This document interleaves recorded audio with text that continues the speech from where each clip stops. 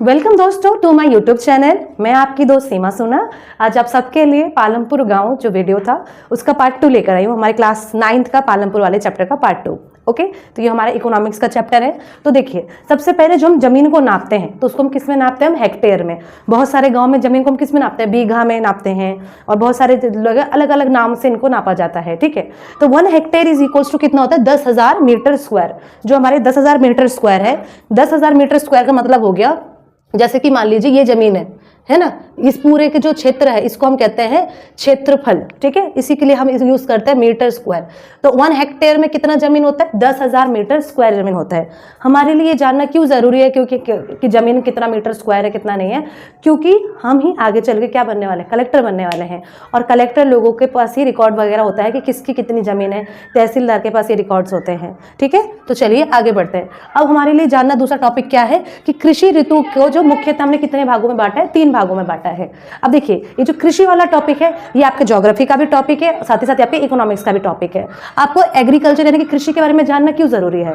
क्योंकि कृषि से ही किसी भी देश का जो उत्पादन है वो डिपेंड करता है कि किसी देश की ग्रोथ कैसी होगी। जैसे कि मान लीजिए किसी देश की महंगाई कितनी होगी, उधर मुद्रास्फीति कैसी रहेगी। इन सब के लिए मुख्य कारक कौन सा है? कृषि। और जब हमें कृषि का पता रहेगा तब हम पता कर पाएंगे कि किस टाइम पे आलू की कीमत कब बढ़ेगी, कब प्याज की कीमत बढ़ेगी, कब टमाटर की कीमत बढ़ेगी। तो इस चीज का हमें अंदाजा होगा। तो अंदाजे के लिए हमें किसकी नॉलेज होनी चाहिए? कृषि की, कि कौन से मौसम में कौन सी फसल होती है और वो फसल का कौन कौन सा टाइम पीरियड होता है। तो चलिए शुरू करते हैं। हमारा पहला जो है कि वर्षा ऋतु। वर्षा ऋतु जो अभी चल रहा है, कब से लेकर? जुलाई से लेके अक्टूबर तक होता है। तो हम किसमें? जुलाई से लेके अक्टूबर तक अभी हमारा कौन सा ऋतु है?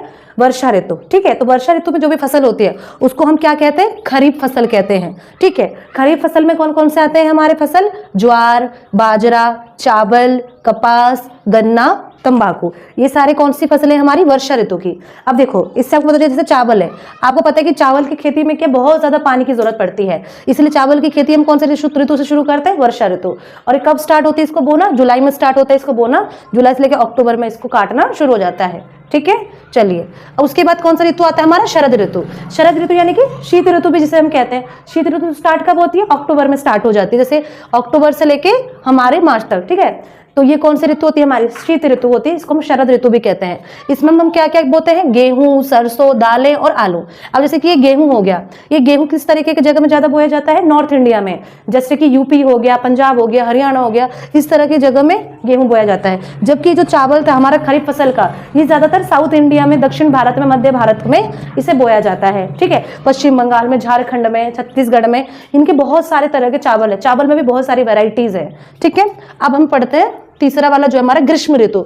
अब देखो, गर्मी का जो टाइम है वो मार्च से लेके जून तक होता है। तो आपने देखा होगा जून के आसपास ना बहुत ज्यादा तरबूज आ जाता है मार्केट में, है ना, तरबूज, और भी तरह तरह के बहुत सारे फ्रूट्स आते हैं मार्केट में। क्यों आते हैं? क्योंकि ये जो होता है हमारा ग्रीष्म ऋतु होता है। इस ऋतु में जो होता है हल्की हल्की बारिश होती है, जिससे कि आम वगैरह पकने लगते हैं और मार्केट में बहुत सारे धीरे धीरे आम आने शुरू हो जाते हैं। आम, तरबूज, खरबूज, आपके खीरे, संतरे, ये सारी चीजें कब आनी शुरू होती है? हमारे ग्रीष्म ऋतु में। इनको हम कौन सी फसल कहते हैं? जायद फसल कहते हैं इनको हम। ये मार्च से लेके जून तक में होती हैं। ठीक है, इसमें क्या क्या आ जाती है हमारी? तरबूज, खीरा, फलियां, सब्जियां और फूल।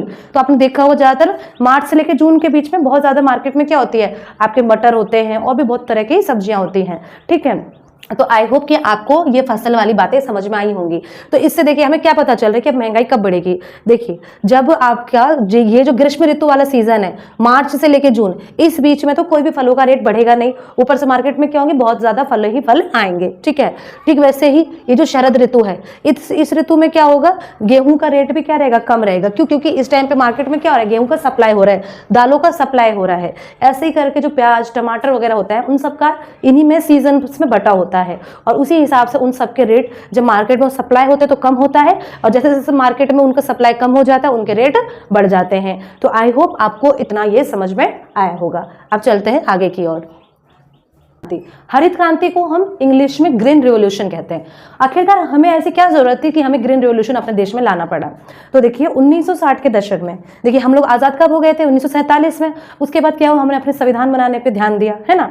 उसकी वजह से हम लोगों ने अपने एग्रीकल्चर पे इतना अच्छे से ध्यान नहीं दे पाए संविधान बनाने के लिए। ठीक है, फिर धीरे धीरे क्या हुआ? 1951 वगैरह आते आते हम लोगों को बहुत ज्यादा फूड की शॉर्टेज होने लगी। तो हम लोग बाहर के देशों के ऊपर खाने पीने के लिए डिपेंडेंट होने लगे। जैसे कि हमने एक बार अमेरिका से फूड की मदद मांगी थी। तो उस टाइम पे जो अमेरिका था वो एक तरफ से कहीं ना कहीं पाकिस्तान का सपोर्टर था। तो उस टाइम पे अमेरिका हम लोगों की मदद के नाम पर जो वो अपने देश में सुअरों को खिलाता था, है ना, जो गेहूं को सुअर भी नहीं खाते थे, वो वाले गेहूं को उसने हम लोगों को ट्रांसफर कर दिया। एक क्या हुआ?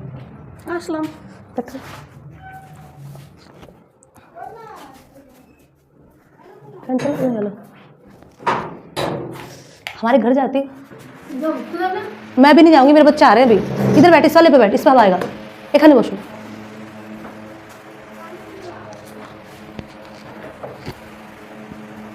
तो आगे देखिए, तो हम कहाँ पे थे? अमेरिका में थे। तो अमेरिका में क्या करते थे, जो वहाँ के अमेरिका के जो सुअर लोग भी नहीं खाते थे जिस गेहूं को, उस गेहूं को उन्होंने फिर इंडिया को ट्रांसपोर्ट कर दिया, ठीक है। तो वैसी सिचुएशन जब इंडिया ने देखी, तब इंडिया ने डिसाइड किया कि अभी हमें फूड के लिए आत्मनिर्भर बनना है, यानी कि अभी हमें किसी के ऊपर भी फूड के लिए डिपेंडेंट तो नहीं रहना। इसी को लेकर फिर बहुत सारे साइंटिस्ट लोगों ने रिसर्च किया, और रिसर्च करके ही ऐसी बीज का आविष्कार किया जिसको हम कहते हैं high yielding variety of seeds. इस बीज में जैसे कि मान लो जो पहले के जो बीज थे, जो कि अगर एक बीज लगाया तो मान लो उसमें से 20 तरह के दाने निकलते थे अगर एक पौधा लगाया तो। अब जो नई तरह की जो वैरायटी थी उसमें एक बीज से ही आपको 50 तरह की फलियां मिलेंगी, यानी कि डबल, सीधा डबल।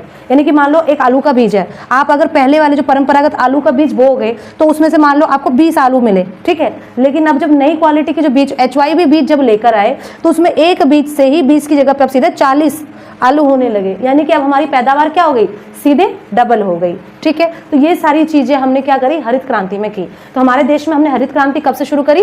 1960 से। और जो हमारा पहला पंचवर्षीय योजना था, जो कि हमने 1950 के बाद से स्टार्ट करा था, वो भी किससे जुड़ा हुआ था? हमारे कृषि से। तो पहला जो पंचवर्षीय योजना था 56 तक, वो सब किससे जुड़ा हुआ था? कृषि से ही जुड़ा हुआ था, कि कृषि में हमें कैसे आत्मनिर्भर बनना है, ठीक है। तो ये क्या है? हरित क्रांति से ही हमारे देश में आधुनिक कृषि आई। और इसकी मुख्य फसलें कौन सी थी? 2 ही थी, एक थी हमारी गेहूं और दूसरा था हमारा चावल।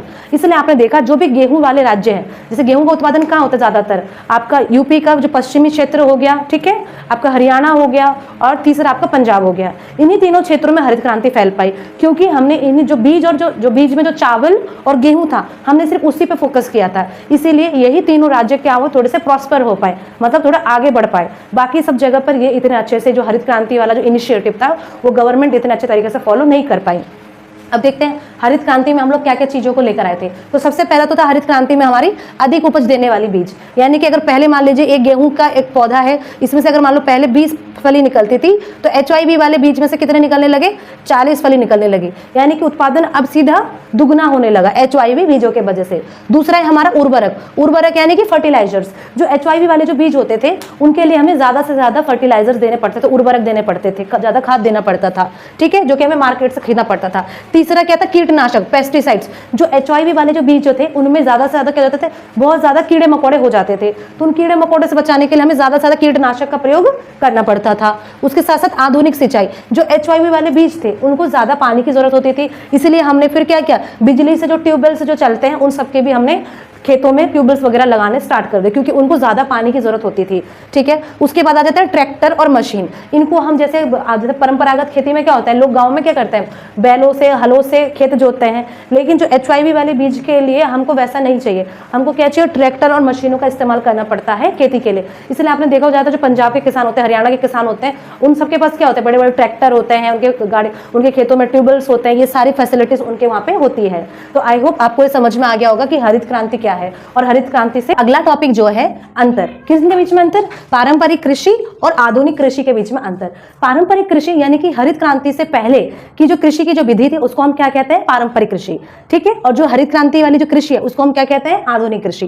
तो देखिए, जो पहले के जो पारंपरिक कृषि होते थे उस पर श्रम करने के लिए, श्रम यानी कि उस पर मजदूरों की ज्यादा हमें बाहर से जरूरत नहीं होती थी काम करने के लिए। उसके लिए परिवार और जो भी स्वयं होता था किसान, वो परिवार के साथ मिलकर उस खेतों में काम कर लेता था। उसके लिए उन्हें भाड़े से लोगों को नहीं बुलाना पड़ता था खेती करने के लिए। लेकिन जो आधुनिक कृषि है उसमें हमें खेतीहर मजदूरों को बुलाना पड़ता है, क्योंकि उसमें खेत बड़े बड़े होते हैं, उसमें हम ज्यादा इन्वेस्टमेंट करते हैं। दूसरा क्या है? बीज। इसमें क्या होता है? जो पहले के जो बीज होते, जैसे कि मान लो जो पुराने जो बीज होते थे हम उसी का इस्तेमाल करके खेती करते थे, जबकि जो आधुनिक कृषि है उसमें हमें बाजार जाके अलग से HYV बीजों को खरीदना पड़ता है, जो कि हमें ज्यादा पैदावार देती है फसलों की। उसके बाद आता है उर्वरक। जो पहले की जो खेती होते थे उसमें क्या होता था? गाय के गोबर या फिर जो प्राकृतिक जो खाद वगैरह, जैसे कि मान लो जो सब्जी सब्जियों के, फलों के जो जितने भी छिलके वगैरह हो गए उन सबको इकट्ठा किया जाता था, उनसे गोबर बनाया जाता था, उनसे खाद बनाकर फिर उससे क्या होता था खेतों में डाला जाता था। जबकि जो नई है उसमें क्या होता है रासायनिक फर्टिलाइजर को दुकान से खरीदा जाता था और कीटनाशक को खरीद के उनमें डाला जाता था। अगला है जुताई। तो जो पहले की जो पारंपरिक में सिंचाई की जो व्यवस्था थी, ठीक है, जिसमें जुताई करना था, उसमें क्या होता जैसे पारंपरिक जो हल होते थे,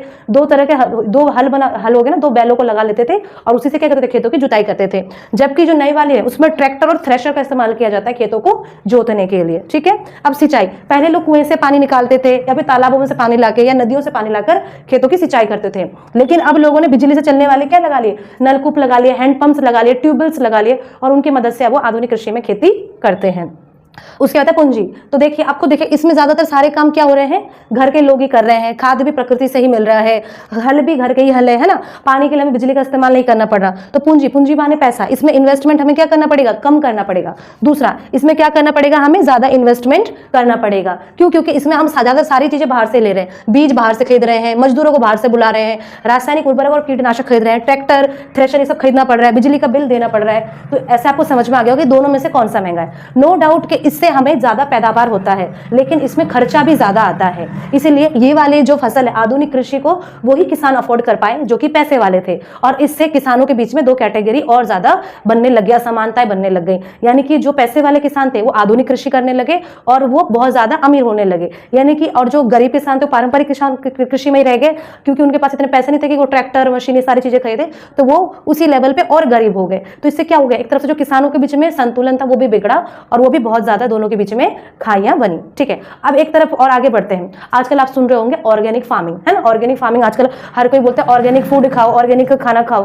तो ये ऑर्गेनिक फार्मिंग क्या होता है, तो यही जो हमारी जो पारंपरिक कृषि है इसी को हम क्या कहते हैं, ऑर्गेनिक फार्मिंग कहते हैं। देखिए आजकल हमारे इंडिया में इतना ज्यादा प्रोडक्शन हो गया, हम लोग इतना ज्यादा फर्टिलाइजर्स पेस्टिसाइड्स वगैरह का यूज करके इतना ज्यादा प्रोडक्शन कर दिए हैं कि अभी हम लोग ओवर प्रोडक्शन हो रखा है एक तरफ से हर चीज का, है ना। अभी लोगों के पास क्या इनकम बहुत ज्यादा है, पैसे बहुत ज्यादा है, और आजकल के लोग जो है वो हेल्थ कॉन्शियस हो गए, वो अपने हेल्थ पे ज्यादा ध्यान देते हैं। इसलिए आजकल जो आपने देखा होगा नया ट्रेंड आया है वो ऑर्गेनिक फार्मिंग, ऑर्गेनिक चीजों को खरीदने का, ऑर्गेनिक चीजों को खाने का।